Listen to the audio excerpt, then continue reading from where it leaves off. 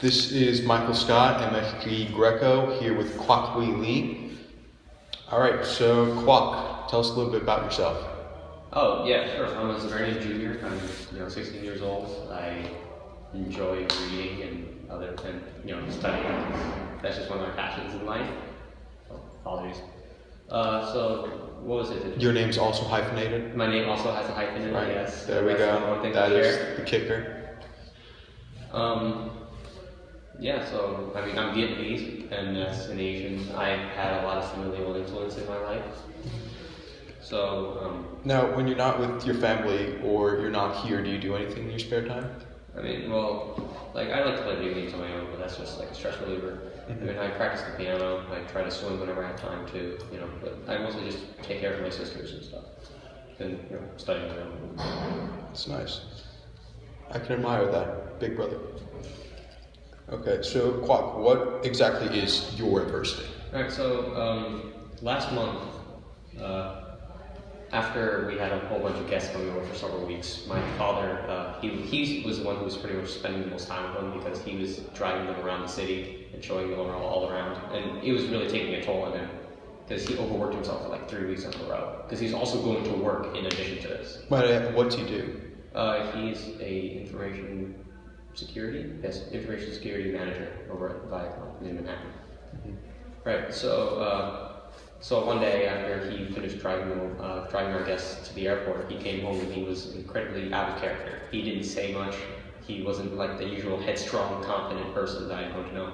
If you Rex Walls from The Glass Castle, Yeah. imagine him but without the alcoholism or like the any of that or the violence. Then basically you have like that brilliant, headstrong, imaginative stuff like that.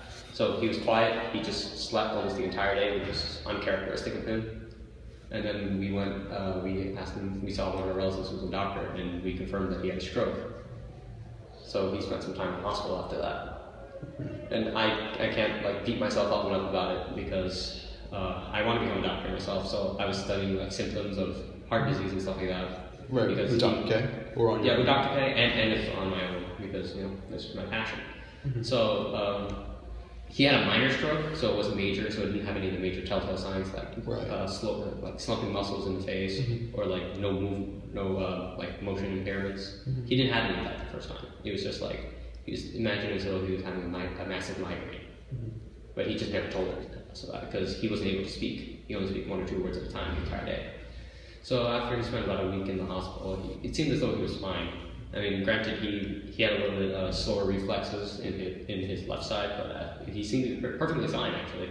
He was able body, he was strong again, and, he was fine. Until, and then, he wanted to prove that he was back in the game and everything, so he wanted to take my sisters and I biking. So, we did that for 1 or 2 days, and then one time we biked down to we biked a couple of blocks away from the house. It was pretty hot that day, so I decided to start going home. And on the way home, I realized that he was dragging his foot along, and he was walking his bike as opposed to riding. So then, what happened is, a block away from our house, we were both biking, and he suddenly swerves into the middle of the street from one end of the sidewalk to the other, and then crashes into a light post.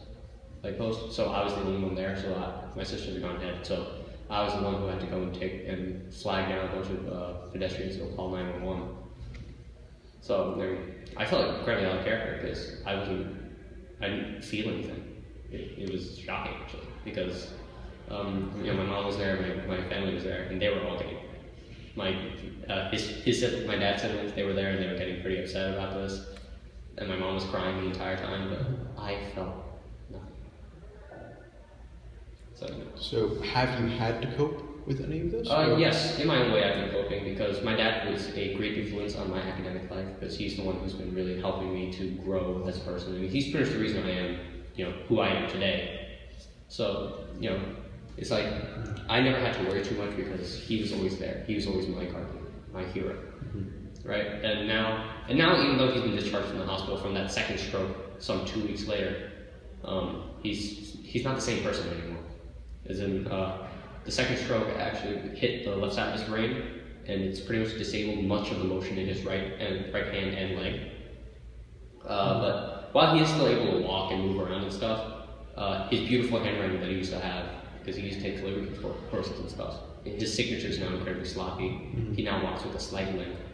We're hoping that he's going to get better with more therapy and over the course of time, but I don't know. Well, he's not the same person anymore. He hasn't talked as much. That's all I can describe it as. He's not the same. And I'm hoping that he's going to get better in the coming months. How is this affecting your head? How does it affect me? Yeah. It feels like, like in your life, there's going to be a lot of like tumultuous periods in your life, right? Always. There's times when you're going to get tossed around and stuff.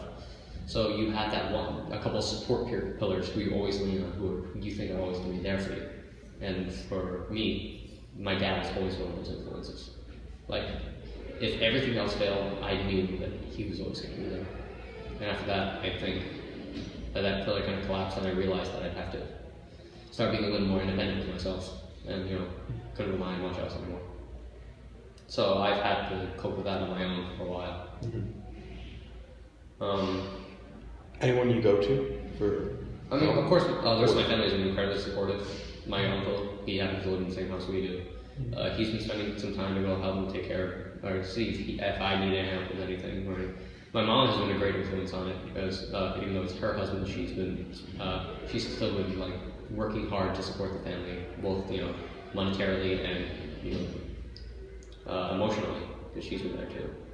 And the rest of our family has always been kind, and they've been reaching out to us, and they've been offering to take care of like my sisters and I in the case that my mom wasn't able to. So you haven't coped alone? No, of course not. Because I feel obligated to mention Montalban. And he had Tuesday. Right, he of course had Tuesday. In this case, I had. And you have your Tuesdays, plural. Tuesdays in this case, yes. To really wrap this up. Yes. All right.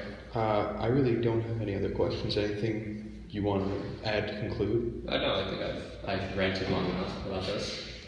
No. It feels good to get this off my chest. Same here. Glad you're feeling better. Yeah, thank you. That was Quoc-Huy Ly, and we're done.